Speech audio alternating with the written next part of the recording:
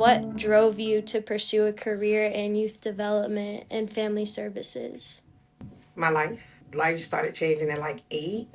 We started moving a lot. And then when I was 11, we went into a shelter. Because of that and the people that connected and loved on us so much, it was just like, I want to be like those people. You attended Grassroots Fam sessions at WSG. Can you recount what this experience was like for you? A lot of things was happening, but because we had those grassroots sessions, it made it more comfortable.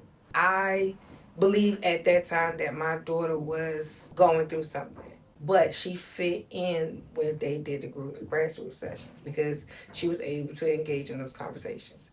And even when we would go home or talk to other people, she could tell us the activities, the games that she had, how much fun it was. As the parents sat in the session to learn what our students were learning, we were connecting as adults saying, hey, this is a challenge for me because I didn't know how to talk to my daughter. And Grassroots gave us a lot of information and how to.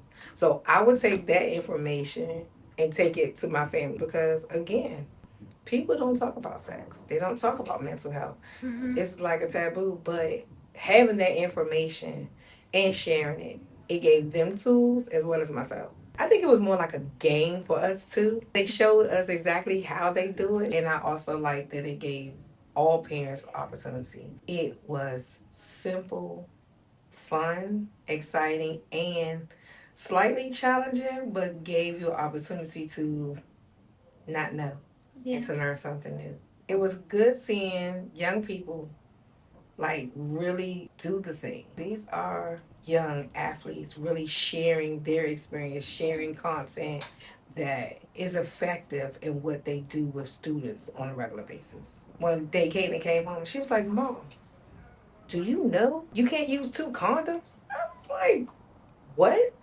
She was just like, you only supposed to have sex and use a condom. I said, where did you get that from? And she was like, well, we had a session and they were talking about it and people was asking questions and they were talking about what they know. And they was just like, that's a myth. You can't do that. And so having her have that conversation with her older cousins, are you using a condom when you're having sex? And they like, what?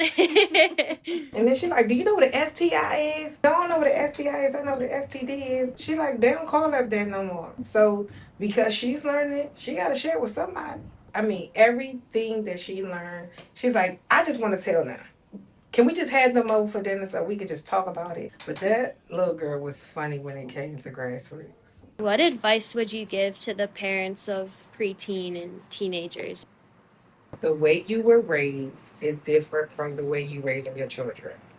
And I think as parents, we need a village. We have to look at our children of who they are, not from the lens of when I was a kid, this is what my mom did, this is what I wanted to do differently.